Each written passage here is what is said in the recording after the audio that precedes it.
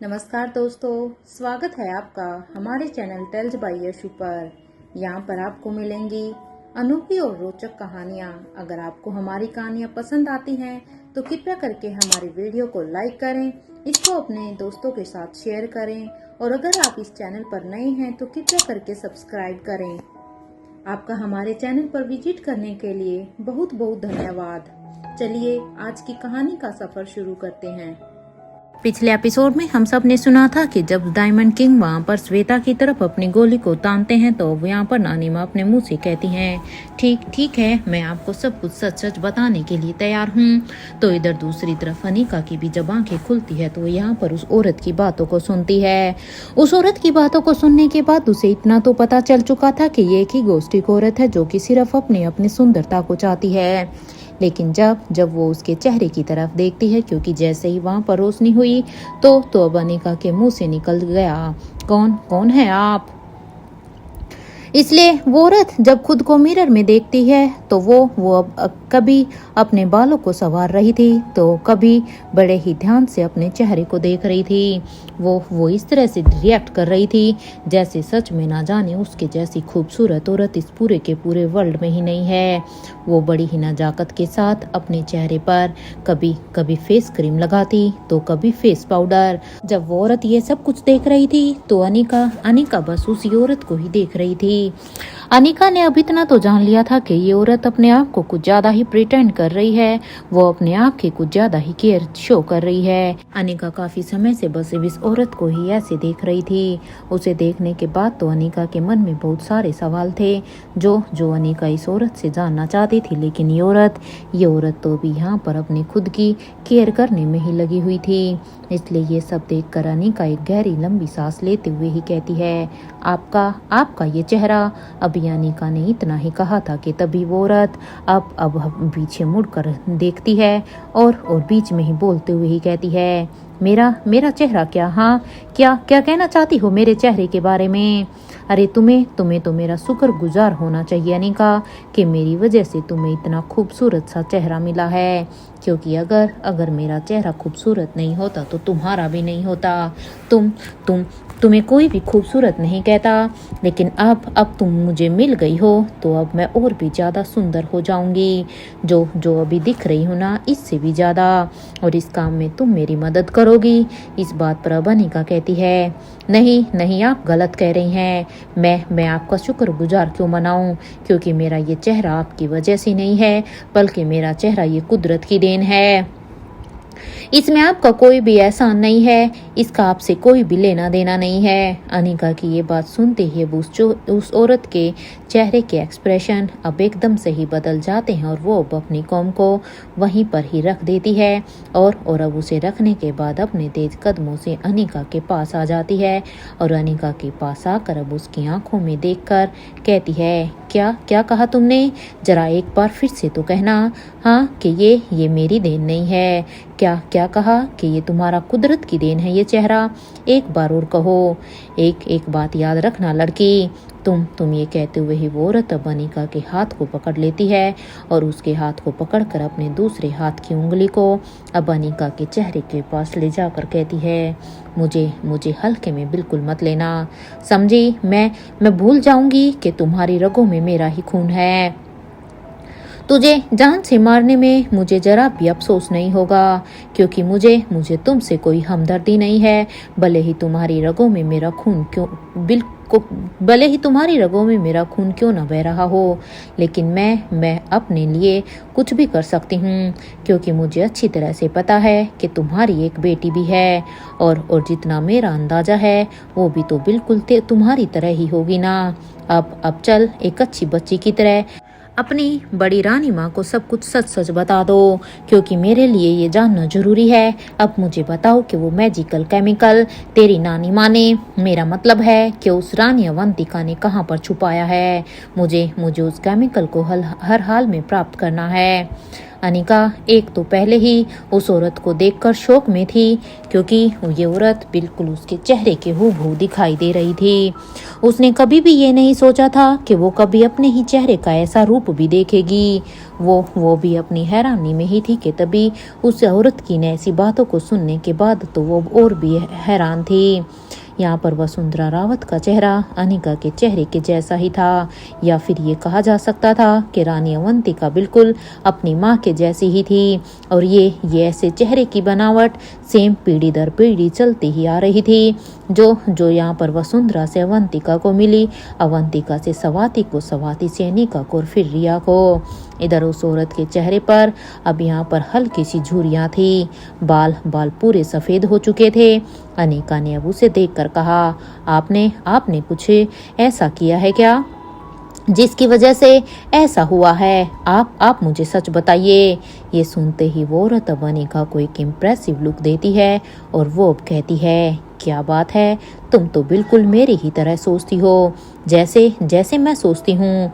मुझे पसंद आया। जाओ मैंने तुम्हें माफ़ किया। अब चुपचाप तुम मेरा काम मुझे करने दो। और वैसे भी उस अवंतिका से लेकर तुम्हारी बेटी रिया तक तुम सभी के चेहरे पर अगर किसी का हक है तो वो सिर्फ और सिर्फ मेरा है, क्योंकि ये मेरा ही चेहरा है जो तुम सबके चेहरे पर है। मैंने तुम्हें ऐसा चेहरा दिया है। मैं हूँ तुम सबकी भगवान, क्योंकि अगर मेरा चेहरा ऐसा है उसी की वजह से ही तुम सबका भी चेहरा इतना खूबसूरत है। ये सुनते ही अब अनिका फिर से कहती है, अगर ये सब कुछ आपने किया है तो आपका ये करने का क्या ही मकसद था? अब आप मुझे ये बताइए। अब तक तो मैं यही मानती थी ये चेहरा भगवान, ये कुदरत की देन है, लेकिन अगर आप इस बात को कह रही हैं तो आप इसे प्रूव कीजिए। आप ऐसे चेहरे से करना क्या चाहती थी और ये सब कुछ करके आपको क्या मिला है? अनिका की ये बात सुनते ही अब वसुंधरा के चेहरे पर एक सार्कास्टिक सी स्माइल आ जाती है, क्योंकि अनिका ने बिना डरे ही अब उस सवाल को यहाँ पर वसुंधरा से पूछ लिया था। लेकिन अब यहाँ पर वसुंधरा कहती है, मिला नहीं है, लेकिन अब मिलेगा, मुझे मेरा प्यार मिलेगा। और ये कहते हुए वो वहाँ पर अब अनिका के हाथ को छोड़ देती है और अब वहाँ से दूसरी तरफ जाने लगती है। कुछ ही देर तक चलने के बाद अब वो सामने टंगे कपड़े को हटा देती है। इधर जैसे ही उस औरत ने वहाँ से उस कपड़े को हटाया तो अनिका जब उस कपड़े के नीचे जो भी कुछ था उसे जब सामने की तरफ देखती है तो वहाँ पर रोहित की ढेर सारी तस्वीरें थी। रोहित की इन ढेर सारी तस्वीरों को देखकर अब वो कहती है, मिस्टर मारवा की तस्वीर यहाँ पर। अब ये सुनते ही वो औरत एक बार फिर से अनिका को गुस्से में देखकर कहती है, कौन मिस्टर मारवा? किसकी बात कर रही हैं आप? एक मिनट, कहीं ये तुम्हारा पति रोहित के जैसा तो नहीं? अब इस सवाल पर अनिका ने कहा, ये मेरे पति हैं, रोहित मारवा।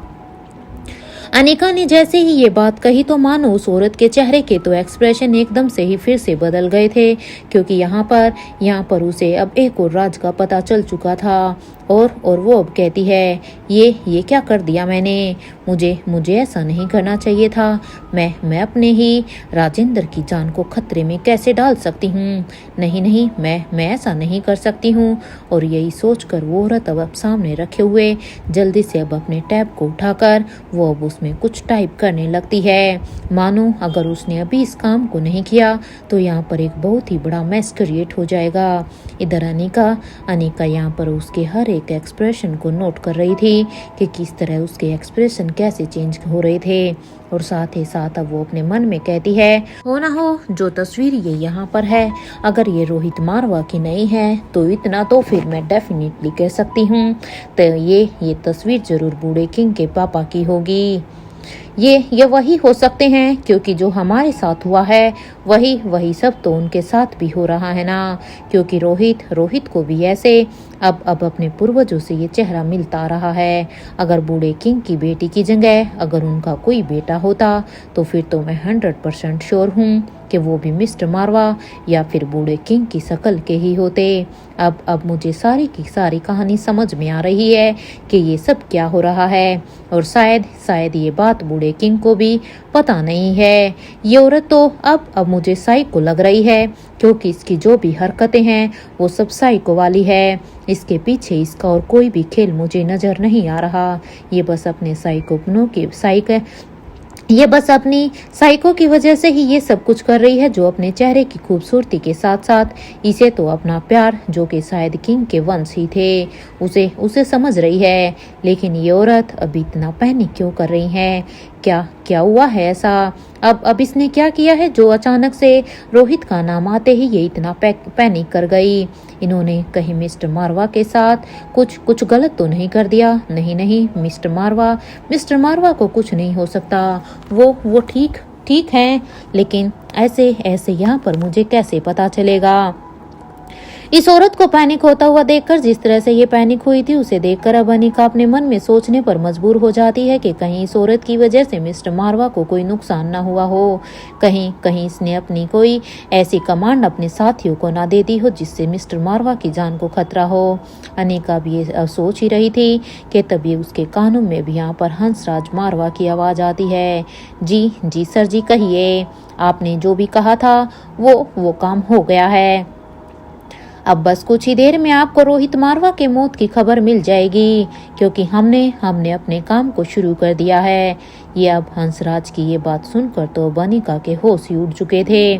उसे अच्छी तरह से पता था कि मारवा हाउस में वहां पर रोहित नहीं था, बल्कि मारवा हाउस में रोहित बनकर वहां पर राहुल रह रहा था। वो किसी भी हाल में किसी भी बेगुनाह को कुछ भी नहीं होने देगी। अनिका बिल्कुल भी रोहित के बदले राहुल की जान को दांव पर नहीं लगा सकती थी। अब वो समझ चुकी थी कि जो दांव वहां पर रोहित के ऊपर चला है, वो सीधा का सीधा फिर से राहुल के ऊपर जाएगा, जैसे जैसे कुछ समय पहले हुआ था। और वैसे भी राहुल उस समय मुश्किल से ठीक हुआ था। अनिका इधर अपनी ही सोच में थी कि तभी उसके कानों में फिर से आवाज आती है, जो कि एक मेल वॉइस थी। अब उस औरत ने हंसराज मारवा से कहा, मुझे रोहित मारवा हर हाल में जिंदा चाहिए, और भी किसी भी हाल में। मुझे नहीं पता है कि तुम कैसे और क्या करोगे। रोहित मारवा को अब कुछ भी नहीं होना चाहिए, लेकिन तुम ये काम करोगे। मुझे जल्द से जल्द रोहित मारवा अब लंदन में चाहिए है। मुझे अब उसकी मौत नहीं चाहिए, बल्कि मुझे वो लंदन में चाहिए है। अब मेरा पूरा का पूरा प्लान चेंज हो चुका है। और इतना कहते हुए ही वो उस औरत ने अपने फोन को डिस्कनेक्ट कर दिया था। अपने फ़ोन को डिस्कनेक्ट करने के बाद ये औरत अब उस फ़ोन को साइड में रख देती है और अब वो अनिका से कहती है, किसी गलत फहमी में मत रहना लड़की। वो मेरे हैं, वो तुम्हारे पति नहीं हैं, और वो मेरे लिए ही यहाँ पर आ रहे हैं। अब मैं तुम पर एक्सपेरिमेंट करूँगी। इसके बाद जैसे ही मेरा एक्सपेरिमेंट तुम पर ख़त्म होगा, उसके बाद मैं बिल्कुल तुम्हारी जैसी हो जाऊँगी, और तुम मेरी तरह, मैं तुम्हारी जैसे जवान दिखूंगी और तुम मेरी तरह बूढ़ी दिखोगी। और इतना कहते हुए ही वो बनिका के पास जाकर वो अब उसके बालों को खींचते हुए ही कहती है, देखो लड़की, मुझे तुम्हारे पास भी मेरे जैसा दिमाग है। मुझे इस चीज़ के बारे में अच्छी तरह से पता है, क्योंकि जितनी सारी क्वालिटीज़ मेरे में है वो तुम्हारे में भी है। और तुम्हारी माँ, वैसे वो भी तो तुम्हारी जैसी ही दिखती होगी ना। वैसे सच बताना, तुम्हारी माँ का पति कौन है? अगर तुम्हारा पति रोहित मारवा है तो तुम्हारी माँ का पति कौन है? इस बात पर अब उन्हें अनिका देखते हुए कहती है, इस दुनिया से खुद को डिस्कनेक्ट करने का डिसीजन आपका था, और आपका वो पालतू कुत्ते जिन्होंने आपको अंधेरे में रखा। हाँ, आपके उन पालतू कुत्तों का क्या फ़ायदा जब आपने उन्हें सही जानकारी ही नहीं दी। अब अनिका की ये बात सुनते ही वसुंधरा रावत गुस्से में बौखला जाती है और कहती है, तुमने मेरे कुत्तों की टेंशन लेने की ज़रूरत बिल्कुल भी नहीं है। तुम अपना देखो और चुपचाप यहाँ पर रहो। जैसे ही मेरा काम तुम्हारे ऊपर पूरा हो जाएगा, तुम उसके बाद जिंदा रहोगी या नहीं, वो मेरी प्रॉब्लम नहीं है। मुझे बस तुम्हारे जैसे और भी खुद जवान दिखना है। ये कहते हुए वो बनिका को यहाँ पर एक धक्का देते हुए अब वहाँ से चली जाती है। तो वहीं अनिका को जैसे ही उसने धक्का दिया तो अनिका गिरने ही वाली थी, लेकिन अनिका अब खुद को संभालते हुए ही कहती है, मुझे अब यहाँ से हर हाल में निकलना ही होगा, वरना पता नहीं ये यहाँ पर मेरे साथ क्या करेगी, क्योंकि ये एक साइको औरत है और इसका कुछ भी नहीं कहा जा सकता। एक नॉर्मल इंसान के साथ लड़ाई भी की जा सकती है, लेकिन एक साइको को तो ना तो हम कुछ समझा सकते हैं ना ही और कुछ। इतना तो अब मैं जान चुकी हूँ कि ये अकेली एक ही आर्मी को अपने अंदर कैरी करती हैं। अनिका को अब यहाँ पर अपनी जिंदगी के एक एक इंसिडेंट अब याद आने लगते हैं। आखिर क्यों उसकी माँ ने उसे सबसे ज्यादा पावरफुल बनाया था। अब अनिका वो सब सोचने लगती है कि अनिका के बर्थ के समय से ही उसकी माँ ने क्या कुछ किया था। जो औरत बिना सामने आए इतना बड़ा ऑर्गेनाइजेशन चला सकती है, वो औरत कोई मामूली औरत तो नहीं हो सकती है। उस औरत में बहुत सारी खूबियाँ होंगी, वो औरत बहुत ही पावरफुल होगी। अब मुझे पता चला कि बूढ़े किंग, जो कि खुद अपने आप में ही इतने पावरफुल हैं, रानी अवंतिका, जिनके पास एक से बढ़कर एक क्वालिटी है, तो वही महारानी अनंता। अगर मैं इन तीनों को ही एक भी कर दूं, उसके बाद भी ये औरत शायद इन सब पर भारी होगी। मैंने कभी सोचा भी नहीं था कि इस खतरनाक ऑर्गेनाइजेशन को डिस्ट्रॉय करते हुए ही मैं यहाँ तक आ जाऊंगी। अरे ये मैंने कभी सपने में भी नहीं सोचा था कि इसकी जड़ें यहाँ तक मिलेंगी। इनके साथ तो मेरा खून का रिश्ता है। आखिर कैसे, आखिर ऐसी क्यों है ये? क्योंकि अगर इनके साथ हमारा खून का रिश्ता है तो ये भी तो देखो ना, ये किस रास्ते पर चली हुई है। और उसके बाद से अगर मैं अपनी नानी माँ को देखूं, अपनी माँ को देखूं, या मैं खुद को देखूं, हम सब में कोई ऐसा नहीं है, तो फिर आखिर ये अकेली ऐसी क्यों है? इनका ऑब्सेशन तो एकदम से ही अलग लेवल का है। मुझे अब सच का पता हर हाल में लगाना ही होगा। आखिर क्यों ये ऐसी हैं? क्योंकि जब तक मैं सच के बारे में पता नहीं लगा लेती, तब तक मुझे इसकी कमजोरी के बारे में पता नहीं चलेगा। और अगर ये इतनी ताकतवर है तो इसकी कोई ना कोई कमजोरी भी जरूर होगी, और उसी कमजोरी की वजह से ही मैं इसे हरा पाऊंगी। और इन्होंने ऐसा कोई एक्सपेरिमेंट किया है, इसका मतलब कि ये एक बहुत ही अच्छी साइंटिस्ट रही होगी। अगर इसकी वजह से ही हम सब के चेहरे एक जैसे हैं, तो वो सिर्फ साइंस की वजह से ही पॉसिबल है। मुझे बस अब हर हाल में सच का पता लगाना ही होगा, एट एनी कॉस्ट। लेकिन उसके लिए मेरा यहाँ से निकलना बहुत ही जरूरी है। अनिका इधर अपनी ही सोच में थी कि तभी अनिका की नज़र वहाँ पर रखे हुए उस टैब के ऊपर जाती है। जैसे ही अनिका उस टैब को देखती है, तो अब यहाँ पर अनिका को उस टैब के द्वारा एक होप नजर आ रही थी, क्योंकि इस टैब के द्वारा ही वो यहाँ से निकल सकती थी। इधर अनिका अब अपने कदमों को उस टैब की तरफ बढ़ा देती है कि जैसे ही अनिका ने अपने कदमों को उसकी तरफ बढ़ाया कि तभी अनिका के आगे एक रेड कलर की जिग जैग लाइट अपीयर हो जाती है। जैसे ही ये लाइट अपीयर होती है, तो इसकी वजह से अनिका को एक शॉक लगता है। और ये शौक यहाँ पर इतना ज़्यादा था कि उस शौक की वजह से अनिका वहाँ से दूर जाकर गिरती है।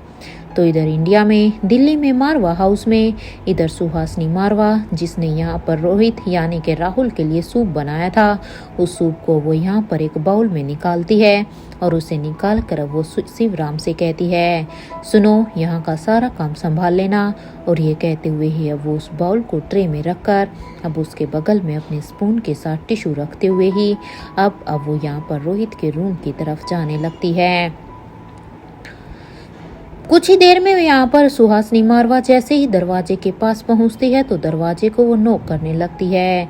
इधर जैसे ही सामने से दरवाजा खुला, तो सामने अनिका को देखकर अब सुहासिनी मारवा कहती है, चलो अच्छा हुआ तुम मुझे यहाँ पर मिल गई। ये सूप लो और इस सूप को रोहित को पिला दो। वैसे मैं कब से तुम्हारे बारे में ही सोच रही थी। जब रोहित की ऐसी तबीयत खराब है, उसके बाद भी पता नहीं तुम कहाँ पर गायब हो जाती हो।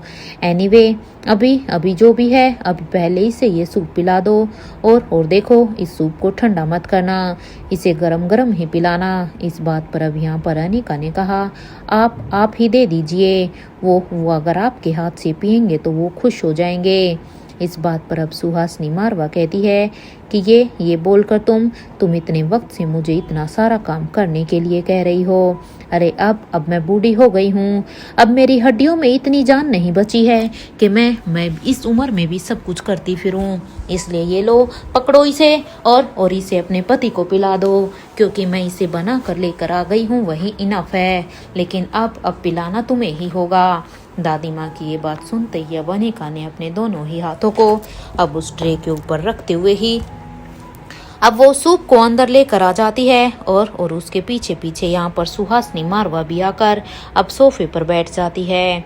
अनिका अब यहाँ पर उस सूप को एक साइड रखते हुए रोहित को उठाकर बैठा देती है। तो इधर सुहासनी मारवा ने कहा, बेटा तुम ठीक हो ना? अब इस बात पर अब रोहित ने कहा, हाँ दादी माँ, मैं अब अच्छा फील कर रहा हूँ, थोड़ी ही समय में बस और ठीक हो जाऊंगा। ये कहते हुए ही वो भी यहाँ पर सूप को पीने ही वाला था कि तभी एक बोल वहाँ पर आकर राहुल के हाथ पर लगती है, जिससे कि उसके हाथ से वो स्पून अब अचानक से नीचे गिर जाती है और वो बोल सीधा ही जाकर सूप में गिर जाती है।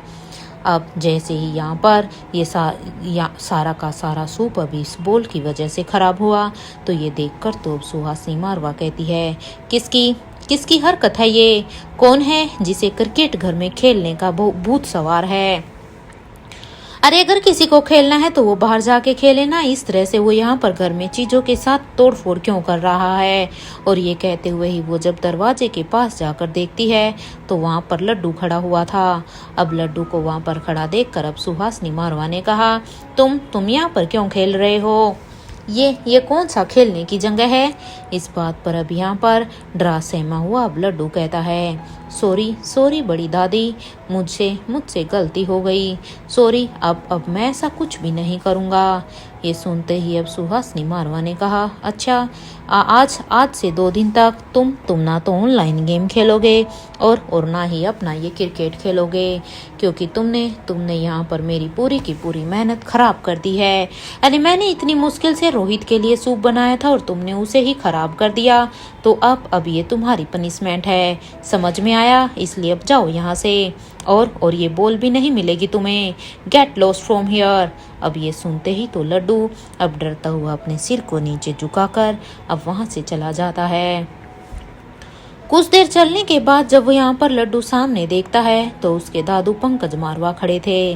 अपने दादू को ऐसे देखकर अब वो उन्हें घूर घूर कर देखने लगता है और साथ के साथ वो अब यहाँ पर अपने दादू से कहता है, दादू आपने मुझे ऐसा कुछ करने के लिए क्यों कहा था? मुझे दादी माँ ने बहुत डांटा है, पता है आपको? वो तो वहाँ पर सूप पिलाने के लिए आई थी। अब मेरी वजह से वो सारा का सारा सूप भी गिर गया, जिसकी वजह से वो मेरे ऊपर गुस्सा कर रही थी। यह आपने ठीक नहीं किया, आपको पता था ना कि अगर मैं ऐसा कुछ करूँगा तो वो मुझे डांटेंगी। ये सुनते ही यहाँ पर पंकज मारवा अब अपने पॉकेट में अब अपने हाथ को डालते हैं और अब अपनी पॉकेट से एक चॉकलेट को निकालकर अब उसे लड्डू की तरफ बढ़ाते हुए ही कहते हैं, सॉरी लड्डू, मुझे माफ़ कर दो, ये लो चॉकलेट, इसे खाओगे तो तुम्हारा मूड थोड़ा सा ठीक हो जाएगा, लेकिन इसमें मेरी कोई भी गलती नहीं है, मैं तो बस आपके साथ खेल रहा था। और हाँ, मैंने सुना है कि माँ ने आपको 2 दिन की पनिशमेंट दी है। बेटा आई एम सो सॉरी, बस 2 दिन की ही तो बात है, संभाल लो, अगर तुम 2 दिन नहीं खेलोगे तो क्या ही हो जाएगा। वैसे मैं माँ से इसके बारे में बात करता हूँ कि वो तुम्हारी पनिशमेंट को कम कर दे। ये सुनते ही अब लड्डू यहाँ पर उन चॉकलेट को लेकर कहता है, मैं आर्यन, रिया और अलेक्जेंडर के साथ इस चॉकलेट को शेयर नहीं करूँगा। मैं आपको पहले ही ये बात बता रहा हूँ। लड्डू की ये बात सुनते ही अब यहाँ पर उसके दादू जो कि उसकी तरफ ही देख रहे थे और इधर लड्डू ये कहते हुए ही अब वहाँ से चला जाता है। तो वहीं पंकज मारवा अपने मन में कहते हैं, अरे यार, ये सर जी के दिमाग का तो कोई भरोसा ही नहीं है, कभी कुछ कहते हैं, कभी कुछ कहते हैं। पहले तो उन्हें रोहित मारवा की मौत चाहिए थी, और जब हमने पूरा का पूरा प्लान बना दिया, जब हमने अपना पूरा का पूरा जाल बिछा दिया, तब अचानक से वो गिरगिट की तरह बदल गए। अब हमारे लिए सच में कितना मुश्किल होगा। अरे कभी कुछ पागल बना कर रखा हुआ है उसने। अब हमारे लिए इसे मारना तो यहाँ पर इजी हो गया था, लेकिन अब इस रोहित मारवा को लंदन कैसे भेजें? ये तो और भी ट्रिकी है कि इसे लंदन भेजना।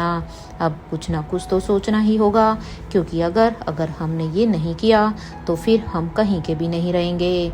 यहाँ पंकज मारवा ये सब सोचकर अपनी ही सोच में थे और वो अपने भाई हंसराज मारवा के रूम की तरफ जाने लगते हैं, क्योंकि अब उन्हें यहाँ पर कुछ ना कुछ अपने भाई से अपने भाई से वार्तालाप करके कोई ना कोई प्लान बनाना था, क्योंकि उनके लिए अब रोहित मारवा को वहाँ पर लंदन भेजना सबसे ट्रिकी था। तो इधर कुलदेवी के मंदिर में यहाँ पर डायमंड किंग ने कहा, हाँ हाँ बोलो पार्वती, मैं वेट कर रहा हूँ। और एक बात, मेरा टाइम वेस्ट करने की तो सोचना भी मत, क्योंकि मैं पहले ही तुम लोगों को समय दे चुका हूँ। इसलिए मैंने जो कुछ पूछा है वो साफ साफ बताना। मुझे ये सब कुछ पसंद नहीं है। उम्मीद करता हूँ कि तुम्हें मेरी बात अच्छी तरह से समझ में आ गई होगी। यहाँ पर उन्होंने अभी ये कहा ही था कि तभी उनके फ़ोन पर एक मैसेज का नोटिफिकेशन आता है। इसे सुनते ही डायमंड किंग जब अपने फ़ोन की तरफ देखते हैं तो यहाँ पर उसके फ़ोन पर एक वीडियो मैसेज आया हुआ था। वो जैसे उस मैसेज के ऊपर क्लिक करते हैं तो उस वीडियो को देखने के बाद वो अपनी जगह से उठकर खड़े हो जाते हैं और उनके मुंह से अचानक से निकल जाता है, भाई वाह वाह क्या बात है। मान गए। उन्हें वो हर बार साबित कर देती है कि वो एक शेरनी है। सच में उसने आज भी साबित कर दिया कि वो कितनी बड़ी शेरनी है। जब भी वो मैदान में उतरेगी शिकार ही करेगी। और ये कहते हुए यहाँ पर राजेश्वर ने कहा, ये क्या कह रहे हो तुम? किसका शिकार किया है उसने? और सबसे बड़ी बात कि आखिर ऐसा भी क्या हो गया है कि उन्होंने खुद शिकार करने के लिए उन्हें मैदान में आना पड़ा, क्योंकि वो तो बाहर नहीं आ सकती थी ना। तो ऐसी कौन सी सिचुएशन उनके सामने आ गई जो वो अपने उस गुफा से निकली। इस बात पर अब डायमंड किंग ने कहा, वजह चाहे जो भी हो, रिजल्ट ये है कि अनिका गुलेरिया अभी उनकी कैद में है। और देखो, मुझे तो उन्हें वहाँ पर उसकी कैद में देखकर कितना मजा आ रहा है। डायमंड किंग की इस बात पर अब सिल्वर किंग ने अब अपनी थाई पर अब अपने हाथों को मारते हुए ही कहते हैं, भाई वाह, क्या खबर सुनाई है। क्या सच में ये सच है? मुझे तो यकीन ही नहीं हो रहा। सच में अब तुम्हें बहुत ही मजा आएगा। अब बस वो आकाश गुलेरिया और आलिशा पीरामल बस वो दोनों और हमारे हाथ लग जाए, उसके बाद तो फिर हमें कोई भी नहीं रोक सकता। इस बात पर अब यहाँ पर डायमंड किंग कहते हैं, नहीं बस इतने से बात नहीं बनेगी। हमें उस किंग से डायमंड ड्रग भी तो लेना है। आज का दिन तो वाकई में सच में बहुत ही अच्छा दिन है। अरे आज के दिन हमारी कितनी ही मनोकामनाएं पूरी हो गई। एक तो हमें ये पार्वती मिल गई, ऊपर से अनिका गुलेरिया भी हमारे कब्जे में है। ये कहते हुए ही वो पार्वती मल्होत्रा की तरफ देखते हैं और कहते हैं, क्या हुआ है? आप हमें सच बताने वाली हैं या फिर आपके घर की आने वाली जनरेशन ही खत्म हो जाए? फैसला क्या अभी तक आप नहीं कर पाई हैं? अब ये सुनते ही पार्वती मल्होत्रा ने कहा, मैं बताती हूँ, चलिए मेरे साथ। अब ये सुनते ही यशपाल अग्रवाल और राजेश्वर पीरामल अब यहाँ पर नानी माँ के पास जाते हैं और अब उनकी व्हील चेयर को पकड़ कर कहते हैं, अब चलें, आप हमें डायरेक्शन बताइए, हम आपको वहाँ पर लेकर जाएंगे। कहाँ लेकर चलना है आपको? इस बात पर पार्वती मल्होत्रा ने कहा, बस उस रूम में लेकर चलिए जहाँ पर आप सभी ने मिलकर अवंतिका को मौत दी थी। बस मुझे उसी रूम में जाना है। अब पार्वती की ये बात सुनते ही राजेश्वर पीरामल हमें अपने सिर को हिलाते हैं और वो नानी माँ को वहाँ से अंदर की तरफ एक रूम की तरफ लेकर जाने लगते हैं। तो वहीं अब तक उस मंदिर के बाहर कुछ गाड़ी आकर रुकती हैं तो उनके अंदर से कुछ लोग अब बाहर आते हैं। उन सभी के चेहरे पर मास्क लगा हुआ था। उन सभी की नज़र अब यहाँ पर ऊपर मंदिर पर ही थी। उनमें से अब एक शख्स ने कहा, हमें सीढ़ियों से ऊपर नहीं जाना है, हमें इस स्लो से ऊपर जाना है, जिससे कि उन लोगों को हमारे ऊपर शक ना हो। याद रहे, पहले इन सभी की सिक्योरिटी को इंश्योर करना है, उसके बाद ही हम अपना कोई भी स्टेप उठाएंगे, क्योंकि हमारे लिए पहले उन सबको बचाना है। इस बात पर अब उसके साथी ने कहा, ठीक है, लेकिन ध्यान से, हमें हमें कहा गया है कि सबसे पहले हम एक प्रेग्नेंट वुमन को सिक्योर करना है, वो हमारी फर्स्ट प्रायोरिटी होगी।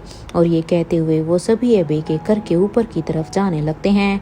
तो इधर कुछ ही देर में जैसे ही एक शख्स सब ऊपर पहुंचता है तो वो देखता है कि यहाँ पर पूरे मंदिर में नकाबपोश लोग थे, जिनके हाथों में बड़ी बड़ी एडवांस टेक्नोलॉजी की मशीन गन थी। उस शख्स की नज़र अब जैसे ही यहाँ पर प्रीति के ऊपर जाती है तो वो अपनी पॉकेट से एक छोटी सी नाइफ को निकालकर अब उसे प्रीति के पाँव के पास बड़ी ही चालाकी के साथ नीचे फर्श पर से ही फेंक देता है, ताकि किसी को भी उसके ऊपर कोई भी शक ना हो। तो वहीं प्रीति जो कि एक पिलर से बंधी हुई थी, प्रीति की नज़र तो बस उन सभी के ऊपर ही थी, क्योंकि प्रीति ने यहाँ पर इन सब को देख लिया था कि तभी उसके पाँव के पास सब कुछ महसूस होता है। जब प्रीति नीचे की तरफ देखती है तो वहाँ पर अब एक नाइफ गिरा हुआ था। उस नाइफ को देखकर अब उसके चेहरे पर एक स्माइल आ जाती है। उसे समझने में देर नहीं लगता कि आखिर अब उसे क्या करना है, इसलिए वो अब अपने पाँव की मदद से अब अपने दूसरे पाँव की सैंडल को उतार देती है और साथ ही साथ अब वो इधर उधर देखकर इंश्योर करती है कि किसी ने उसे ऐसे करते हुए देखा तो नहीं है, क्योंकि अभी यहाँ पर इन सभी की जान खतरे में थी। इसलिए प्रीति इस समय कुछ भी करने से पहले ऐसा कोई भी रिस्क नहीं लेना चाहती थी जिससे श्वेता या मल्होत्रा परिवार के किसी भी सदस्य की जान का खतरा हो।